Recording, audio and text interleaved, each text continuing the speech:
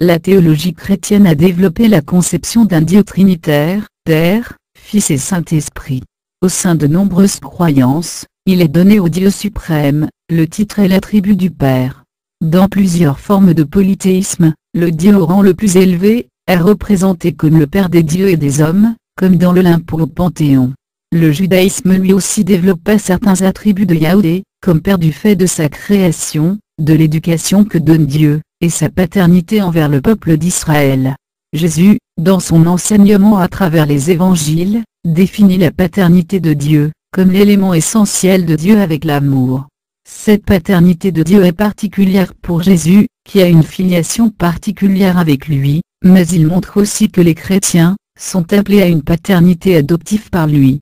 Les enseignements de Jésus sur la paternité de Dieu montrent que cette paternité est ouverte à tous les hommes, bons comme méchants. La doctrine chrétienne va progressivement conceptualiser la paternité de Dieu à travers le dogme de la Trinité. La représentation de Dieu dans l'art au début interdit dans le judaïsme, va progressivement se développer à travers la peinture et la sculpture, représentant Dieu le Père sous différents aspects, celle de la lumière, ou sous la forme d'une personne d'âge avancé, portant généralement une barbe blanche. Ces différentes représentations trouvent leurs origines dans des textes de l'Ancien ou Nouveau Testament, et sont reprises à travers le cinéma ou la publicité. La majorité des courants du christianisme, catholique, orthodoxe, protestant, confessent un Dieu unique en trois hypostases, Père, Fils et Esprit Saint, égal et participant à une même essence, consubstantialité ou homoousia. L'énoncé du dogme de la Trinité se présente comme la conséquence de ce qui est dit du mystère de Dieu dans les Écritures. Dans l'Ancien Testament, Dieu a révélé son existence et son unicité. Dans le Nouveau Testament ont été affirmées la divinité de Jésus-Christ, et le caractère personnel de l'Esprit Saint. Le nom Dieu le Père est donc considéré par les chrétiens non pas comme l'existence d'un Dieu différent des autres, mais comme l'une des personnes de Dieu. L'Évangile d'ailleurs nomme Dieu le Père uniquement par Père. C'est la théologie qui, dans un but de simplification, affirme Dieu le Père. Paternité dans le judaïsme pré-chrétien. Contexte de la paternité de Dieu dans les religions proches du judaïsme. L'environnement religieux dans lequel est né, et a grandi le judaïsme, est celui de religions polythéistes, principalement en Mésopotamie, Égypte. Ces religions polythéistes avaient des conceptions de Dieu présentées comme Père. Face à ces conceptions, le judaïsme a considéré dans certains passages de la Bible de manière péjorative certaines conceptions des dieux présentés comme Père, comme dans le livre de Jérémie 2, 27, eux, leur roi, leur prince, leur prêtre et leur prophète, qui disent au bois, tu es mon Père. Et à la pierre, toi tu m'as enfanté. Paternité de Dieu. Dieu crée le soleil, la lune et les plantes par Michel-Ange. La présence de Dieu Père est imprécise dans le judaïsme, les interprétations rabbiniques et bibliques diffèrent, même si la paternité de Dieu est présente dans plusieurs passages de la Bible. La présence d'attributs de la paternité de Dieu dans la Bible peut se développer sous trois principaux aspects. Tout d'abord la présence d'un Dieu, comme créateur et source de la vie, comme dans le livre de la Genèse 1. Le deuxième principal attribut paternel, qui est présent est celui d'un Dieu éducateur, il est le législateur du monde, le régisseur de toutes choses. Enfin le dernier attribut paternel présent dans la Bible, est celui de la filiation de Yahweh avec son peuple Israël, présent à de nombreuses reprises, comme dans le livre de l'Exode 4, 22, 4, Yahweh agit avec Israël comme un père, alors tu diras à Pharaon, ainsi parle Yahweh, mon fils premier-né, c'est Israël. Je t'avais dit laisse aller mon fils, qu'il me serve. Et si tu refuses de le renvoyer, voici que je tuerai ton fils, ton premier-né. À l'époque de Jésus, le judaïsme donne des attributs de la paternité à Yahweh, cependant ces attributs ne sont pas essentiels. Pour Jésus les attributs primordiaux de Yahweh, sont son amour et sa paternité.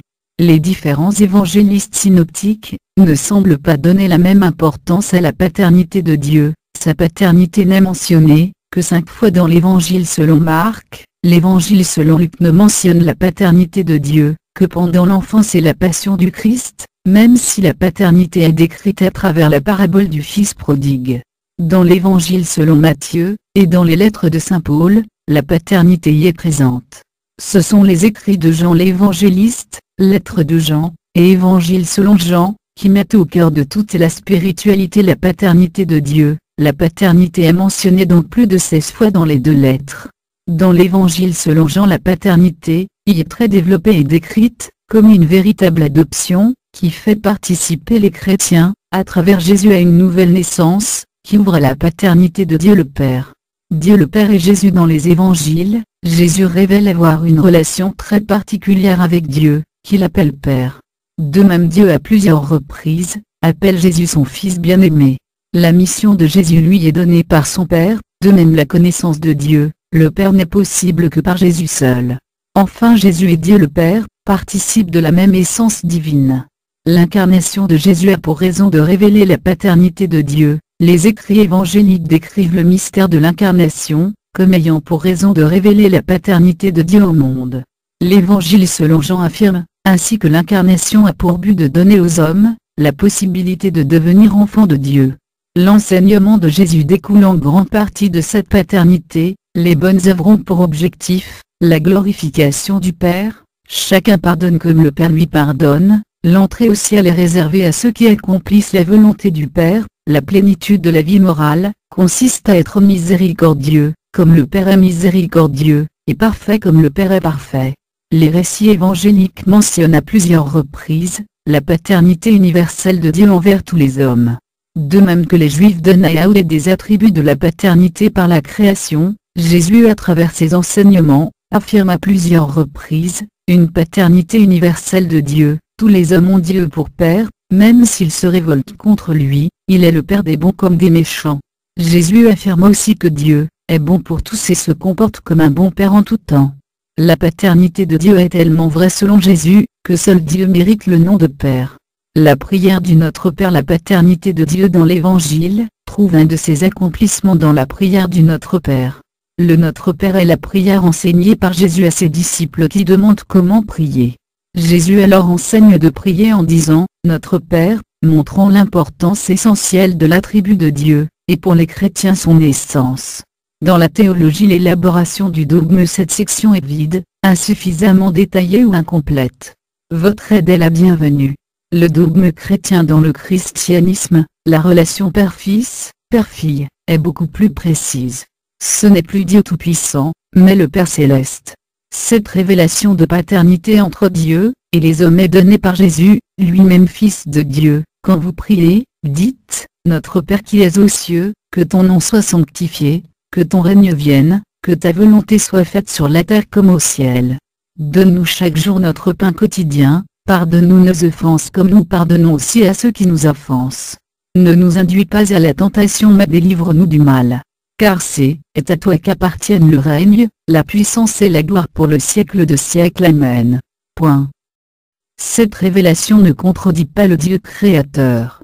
Genre de Dieu dans la réflexion théologique, les caractéristiques masculines sont souvent décrites en parlant de Dieu le Père, tant dans les Écritures que dans les différentes traditions monothéistes. Ainsi les Écritures lorsqu'elles parlent de Dieu, le Père emploie le pronom masculin il. Néanmoins, des images féminines de Dieu se retrouvent également dans la Bible, Dieu assimilé à une mère, à une femme en travail.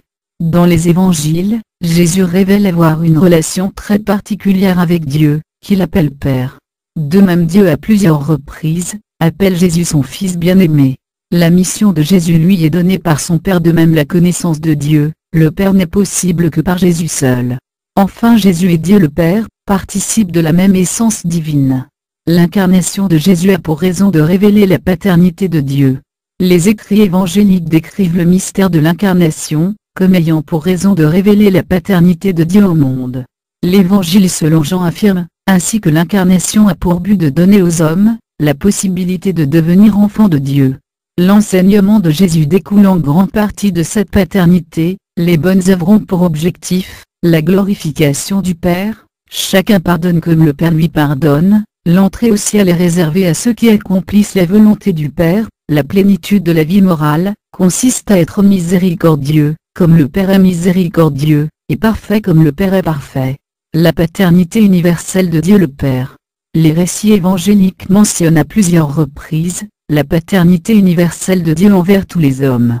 De même que les Juifs donnent à Yahweh des attributs de la paternité par la création, Jésus à travers ses enseignements, affirme à plusieurs reprises, une paternité universelle de Dieu. Tous les hommes ont Dieu pour Père, même s'ils se révoltent contre lui, il est le Père des bons comme des méchants. Jésus affirme aussi que Dieu est bon pour tous et se comporte comme un bon Père en tout temps. La paternité de Dieu est tellement vraie selon Jésus, que seul Dieu mérite le nom de Père. La prière du Notre Père. Article détaillé, Notre Père. La paternité de Dieu dans l'Évangile, trouve un de ses accomplissements dans la prière du Notre Père. Le Notre Père est la prière enseignée par Jésus à ses disciples qui demandent comment prier.